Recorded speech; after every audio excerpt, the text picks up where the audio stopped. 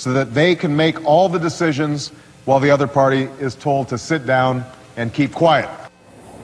And that is what Barack Obama thought about the nuclear option to end the filibustering of presidential appointees back in 2005. He thinks differently now. And this is Power Play. Buenos dias, Internet. How are we doing? We are here at the Russell Senate Office Building. And next to me is Ford O'Connell. He did not just sneak up on me. Ford is supposed to be there. Ford would like you to know that he is a former McCain-Palin presidential campaign advisor. Yes. He is the chairman of the Civic Forum PAC, and he is the author of a new book called Hail Mary, the 10-step playbook for Republican recovery. Ford, you're not Catholic, are you? No, I'm not. That's what, exactly. That's why he's able to call the book that. And you know Doug Schoen. He's not Catholic either. He is a Fox News contributor. He is a former pollster for President Clinton. He is one of the hosts of Political Insiders. He is smart and knows how to win elections. Hi, Doug. How are you, Chris? We are well. We are here. And Ford, good to be with you. Always good to be with you, Doug. All right, good. Now, here's the question.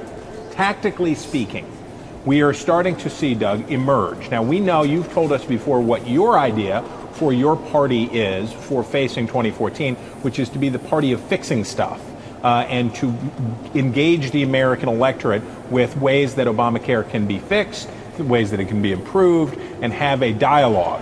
As I think McConnell said yesterday correctly, it raises potential serious challenges in the very near future. All right, so smash, comma, grab. Now, Ford, one of the other things that is happening right now is the announcement from the health department that the next open enrollment period for Obamacare, this is the time that people will find out what their premiums are, especially those people who are going to lose their existing policies next year, which will be probably more than are losing them this year, probably many more next year when they find out what they're going to pay under Obamacare. They're delaying that until the 1st of November instead of the 1st of October. There will only be 3 days, when the rates are out and available before the midterm election. What's called preparing for the worst and hoping for the best. And they know that they know they're going to be tarred and feathered by the law. The question is how much. And they're going to try to minimize the damage and try to make sure that basically Republicans cannot net 6 and take the Senate. And basically this is a challenge to Republicans. Can you guys, between the establishment and the Tea Party, get it together and actually win? They're saying, no, you can't. We're betting against the Republican Party, and we're betting against the fact they can't unify. All right. Now, Doug, we talked before with Chad Pergram and Neil Slisnewski, who gave us the heartbeat up here, which is they think that the chances of a government shutdown in January are increased by the nuclear option, that the stridency being so great will make it more likely that you'll have a government shutdown when we get to the next fiscal cliff. Democrats I talk to say that's their best hope.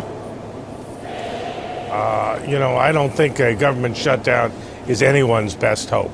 And as the American people have seen weakened economic growth, weakened hiring from the last one, it's hard to see it in anything but, I think, the broadest and arguably saddest of terms. Doug, your homiletics are always welcome here. That is, we dig. But Ted Cruz, all right, your fellow Texan, Ford, did an interview. He ain't saying, he's just saying, basically, is what Ted Cruz said. Did an interview with Bloomberg. He's up in New York today. He's meeting with Donald Trump. He was on our air earlier. Basically, the question is, that is continually posed to him is, are you going to demand the defunding? Are you going to make continuing to fund the government conditional on the funding of Obamacare? And he was non-committal.